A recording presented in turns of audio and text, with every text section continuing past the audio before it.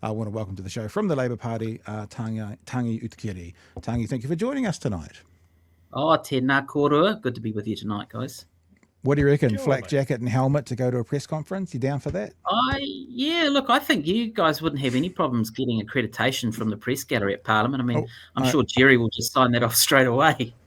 Well, we're already press council accredited, so we can go anywhere if we wanted to. Hey, thank you so much for joining us this evening. Thanks for the late call up. Basically, you are the local government spokesperson for Labour, correct? I Is am. that the right title? I'm not. I know what you are. I can never remember the titles you guys give yourselves. You're the dude who's responsible for talking about local government. Yeah. That's right. Councils, local boards. That's me. Yeah. All right, man. Hey, well, thanks for joining us tonight because we had Tory Whānau on last night, who was at day one of the conference when the Bish spoke and the Prime Minister spoke via video. But you were there today to hear the magnetic, dulcet tones of one David Seymour. We would like to play a bit of video. TV3 did a really good compilation here. They're actually talking about the cost of living. And then amongst that, they're also talking about local body because it's actually, the cost of living and the local body are quite intertwined because if rates aren't going up or if rates are going up, or if rates are going to stay where they are, but then as Chippy said today, well, that means your rubbish may be more expensive because if rates are staying where they are, they won't be able to afford to offer money to the companies to pick up your rubbish, so you'll be paying 100% of it. So I think TV3 did quite a good bit on this. So if everyone's all good, I think we'll just watch this through, maybe comment on the way through it as well, and then we'll get your take about today and anything else you want to throw at us, Tangi. So here we go. TV3 tonight, Sam Hayes talking about the cost of living and about the hui today around local government, local body politics. New data out today shows the inflation battle is far from over. Food prices were up 4.6% in the year to June. They've got the arrow the wrong way around, Chewie, because remember, National was dealing with the cost of living and the arrow should be down 4.6%, shouldn't it? Isn't that what it's supposed to be? But someone in graphics is going to be fired tomorrow by getting their arrow the wrong way around. Following a 4.4% rise in May. It is the 8th month in a row that food prices have gone up, and it's being driven by dairy products. The average price of a 1 kilogram block of cheese was $13. That's up 30% on last year. While the price of a block of butter, half a kilogram, shot up 46.5% to $8.60. As political correspondent Zane Small reports, it coincides with a rise of nearly 20,000 people receiving the JobSeeker benefit. The local government conference in Christchurch graced by the Deputy Prime Minister, who delivered a not-so-graceful message to councils. Hey, Chewie, you are and have done stand-up comedy. What you get from these comments from Mr. Seymour and Tangi at the end of the clip, you're welcome to comment on it, is, when people, like, I thought about it this way today, maybe this is because of my issue, when like a really skinny, fit person goes, oh man, put on a bit of weight last week and they've like put on half a kilo and they're looking fit in this trailer. When people make a joke or a comment and you just look at them and you go, you are not reading the room right now. It feels like the comments and the jokes he makes during this, going down the back of the couch looking for coins with Nicola, really doesn't read the room and just comes across as smug, smarmy, asshole-ish, like used car salesman vibes. It's really, really weird. Tangi, actually, just in a sentence or two, is that the vibe of the whole speech you guys got, or have I misread it based on media bias? No, look, I mean, I think you're spot on in terms of the vibe that was there. For those at the sector, were not that happy with what Mr. Seymour had said. I think it's interesting, Pat, that you say that he can't read the room. He's not talking to that room. Yeah, it's true. As he's talking to our base, the guys that are going to watch the clip, that is probably captioned, David Seymour owns woke councils, or some sort of bullshit like that. It's very clear that David Seymour thinks he's funny. Yeah. But he's not. We'll show you some evidence of that, shall we? Councils. It's certainly true that everyone's angry at you. It's certainly true that 12.2% is a very steep rate rise that many people cannot afford. So the government is looking at capping rates.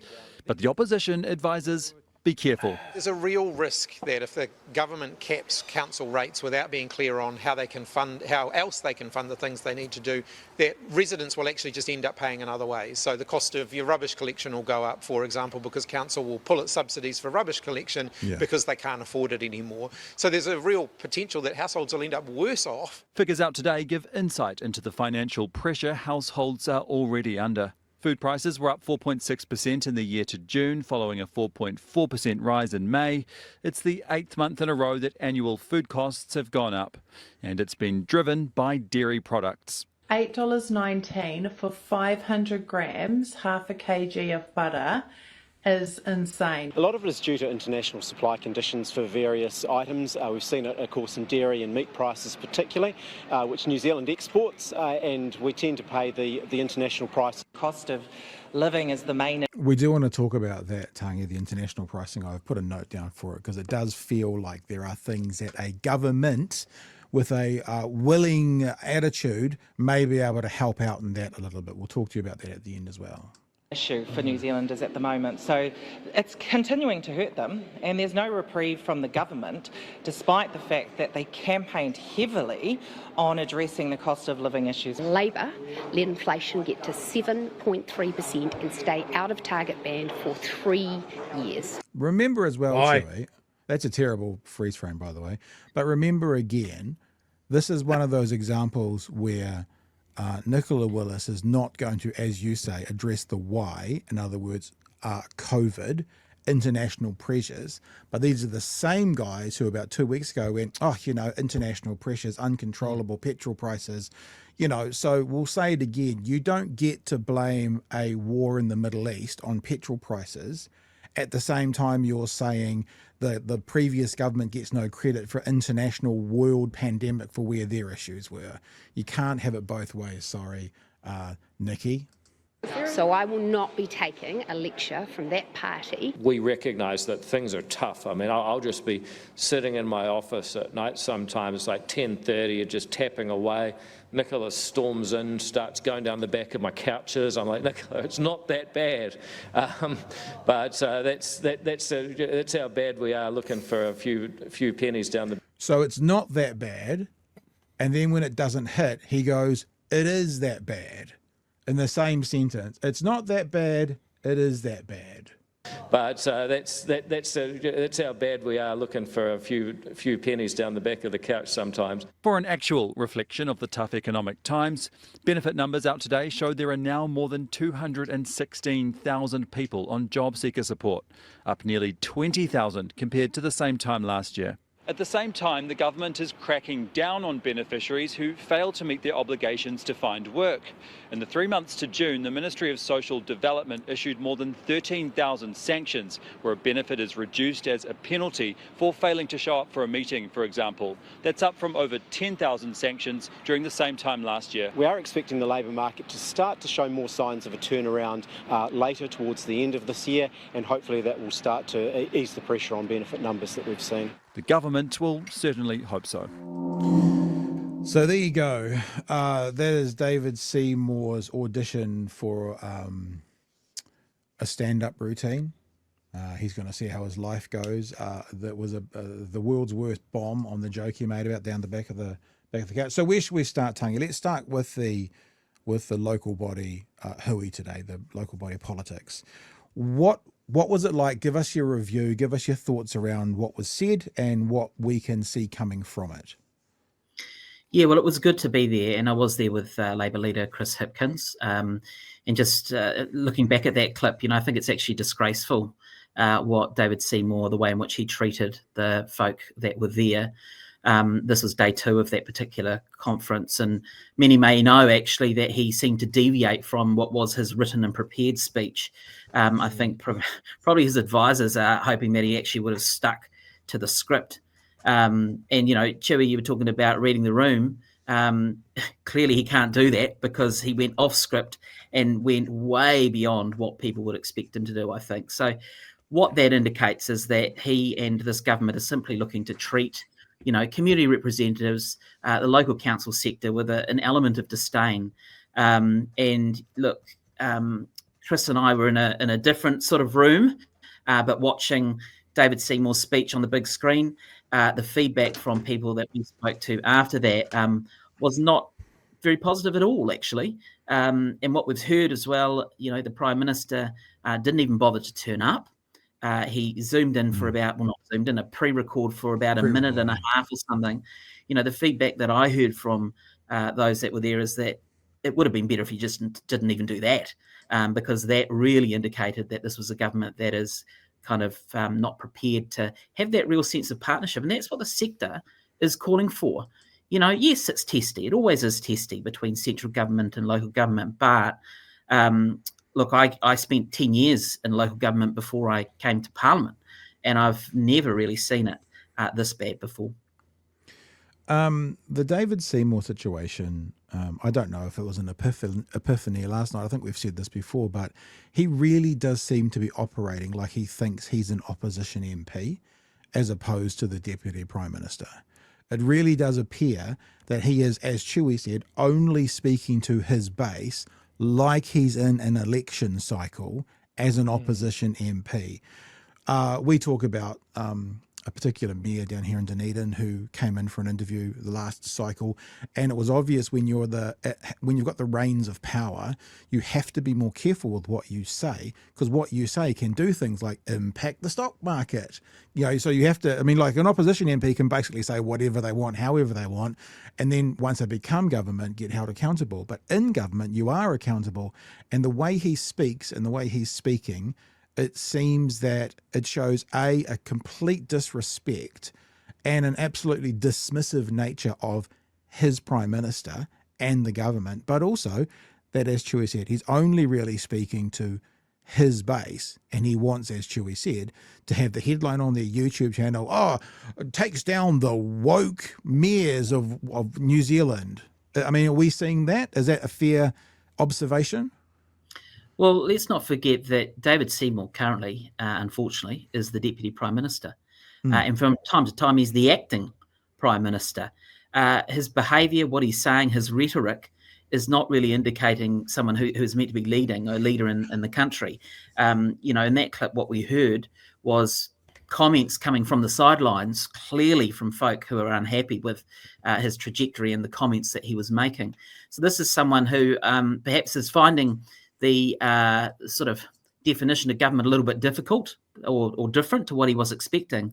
But at the same time, I think he is just trying to, play to his small band of supporters and not really caring about what it is that people are experiencing. People are doing it hard. The cost of living is a real thing. This is a government that campaigned and said they would make it better. They are making it worse. And David Seymour, as a Deputy Prime Minister, is complicit in that. Speaking of making it worse, I recorded Craig Rennie's next podcast, which will be out tomorrow morning at 4 a.m, Locked Out with Craig Rennie, and he shows a graph tomorrow morning. He showed a graph last week, which was Treasury saying the downward turn of the economy at the moment. It's in negative growth at the moment, and it's had two more shifts in the last 7 days. So he shows the new graph, which is further down still. So that's the economy that this government's running at the moment.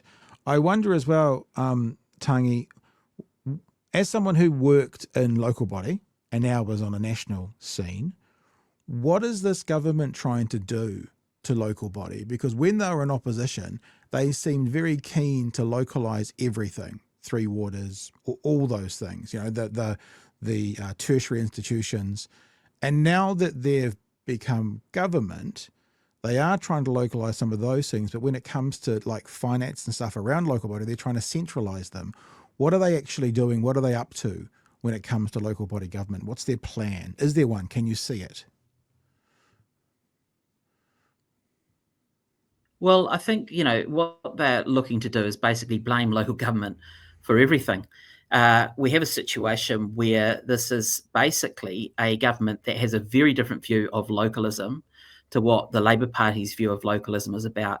This is someone, or Prime Minister in Christopher Luxon, who talked about localism, but this is very, very different to what we expect. Localism is about communities making decisions, being empowered and supported as partners as part of that decision-making process. This is, I heard it described as by a few people as sort of like a someone who is in an abusive relationship and is not prepared to kind of want to rectify that because they're afraid of what the consequences might be. Local councils need to be fair partners at the table, but this national government is basically making it more difficult by the day. It sounds like, Tangi, what you're saying is we need to ask Mr. Luxon where Seymour touched him. Is that what you're saying officially? Just checking. I'm not. All I'm saying is that the relationship that exists between the local government sector and the government right now is not where it should be. Chewie, I do want to talk about the cost of living and that. Do you want to focus on anything to do with local body right now, Chewie? Yeah, look, I noticed that I guess the overwhelming theme from this is the central government talking down to local body government, going, you guys can't run this. You keep on doing nice to haves without really defining what nice to haves are. Are they libraries, pools, cycle lanes, the arts, all of that sort of thing? And it seems to paint a pretty grey view of the function of local government, which is just bloody pick up the rubbish and that's it. Is that the sort of vibe that you picked up as well? 100%. So today, the government basically debated a bill that is seeking to change the whole focus of local government, to strip out the four well-beings, and to basically say, look, councils, you're going to be focusing on three things. You're going to focus on infrastructure, you're going to focus on public service, and you're going to focus on your regulatory functions. So things like events, economic development opportunities, new centres that might be open and the like, that sense of community facility, all of those things that we all live in a community because that's what we enjoy, not because we want to be part of just living in a sterile environment. That's all going to be placed at risk. And so you're right, Chewie, this is a government that's saying we want you to get back to the basics. Well, we all know that councils are finding it difficult at the moment. They've been told to do X, Y, Z, and then some. And then at the same time, they're saying, well, we're not going to give you any tools in your toolkit to be able to actually deliver on that. And that's pretty disappointing, actually. And I'm just going to come back to that idea about centralising. This government, be all the parties, or two in particular, were very, very unhappy with words like mandates prior to the last election. Mandates was not a happy word. That was an overbearing, overpowering word. How can a government now, legally, legislatively, but also morally, say to a council, you have to cap your rates? What if that council needs more? What if it's somewhere like Gore and they need $300 million to do their three waters, which they have to find for themselves because this government cancelled it? I mean, how can a government sit there, talk about the overbearing last guys that came in and tried to tell everyone to do it their way, whilst they're telling these councils to do it their way, which may actually impact these cities and towns for decades to come if they become underfunded because they have to cap their rates? Yeah, well, clearly this government can do that quite easily. They think they can do it quite easily. And what I'd also like to sort of hear from councils is a little bit of pushback saying, actually, don't treat us in this particular way. The water example that you give, Pat, is a really good one because, what's happened is they've changed to this new water reform sort of structure and system. They're saying all of these councils must have their water delivery plans all done by early September. If you don't, then we're going to come in over the top of you with our Crown sort of intervention and Crown observers, whatever you might want to call them, to get things done. But also there are going to be some councils out there. There are councils that are going to be orphan councils because they're not going to have the element of choice about who they might want to go with because the other council might say, well, actually, we don't want to partner with you. So this is not helping with that whole regional collaboration. They say it's going to be a money saver, etc. We all know that the cost for water infrastructure in this country over a 30-year horizon is conservatively a minimum of about $185 billion. Now, the government doesn't tend to accept that, because they're looking at the here and the now. But we all know that the key bits of infrastructure and assets that are water-based or water reliable need to be long-term, and it's placing councils in a really difficult situation. And as Chris Hipkins sort of described it today, it really is the government tying the hands behind the back when it comes to councils and the element of choice. I find. Sorry, Joe, you go. I find this pervasive sort of rallying cry to cap rates to be really worrying, because what we're seeing here is a reaction from rate increases from, in a lot of councils' cases, decades of underinvestment, and then I guess some hope that Three Waters was going to come and bail them out of what that had created, and now it's not coming. And I think in Dunedin's case, the example's really clear. If there was a rates cap and they couldn't raise rates to do all of this work, then they start looking at council-owned assets like the Aurora Lines Company, which some councillors down here already want to sell. It's literally selling the silverware, something that is bringing in money slowly, but if we sell it, then we just get a big cash injection and it's gone and we've lost a strategic asset. But there's lots of people that are looking at those things and going, why does a council own a lines company that supplies power to the city that the council is in? Head scratch. And I would imagine that this would be the case elsewhere in the country with strategically owned council assets being sold off because they can't bring in rates. Would that be a fair sort of assumption? Yeah, I think it's a very fair assumption, because if you're saying as a government we're going to cap the maximum amount of money that you're going to be able to increase for households, and let's be blunt about this, the only real way that councils can generate their money or their revenue is through rates. You know, all the other sort of user pays, all that sort of stuff for rubbish bags or going to the swimming pool or what have you, if there's no subsidy, is not going to make up a huge percentage of the revenue for councils. Rates is the prime focus there. So if the council comes over the top, the government comes over the top and says, well, we're going to put a cap here and you can't go above, but you're still going to have to meet the costs of your footpaths, your roading, your wastewater, you know, all of this sort of stuff. Where are you going to get it from? And so councils will naturally turn to either increasing the fees and charges, and that's what Chris Hipkins talked about today in the rubbish example, or looking at what assets they hold, whether they consider strategic assets or not. You know, I'm the member for Palmerston North. The council here owns the airport. If the council here was under a rates cap and needed to get a little bit more revenue, that is a possibility. They might look to effectively sell off some shares in order to generate revenue. So that is a real risk and a can of worms that this government seemed to be prepared to open, basically, and it's just not good enough. Anything else on local body, Chewie? No, that's... Oh, actually, no, one thing. Was there, that being that this is day 2, and we're talking about councils should be responsible for infrastructure, was there any discussion about council's role in social housing? There are, on the sidelines and on the fringes of the conference, there are a whole range of conversations, and social housing would be part of that. I mean, you know, housing, this is a government that has basically stopped building houses. And I'm sick and tired of the rhetoric from this government. Every time they're asked and challenged on this, they talk about, well, you know, we've delivered X number of houses. The previous Labor government funded that stock.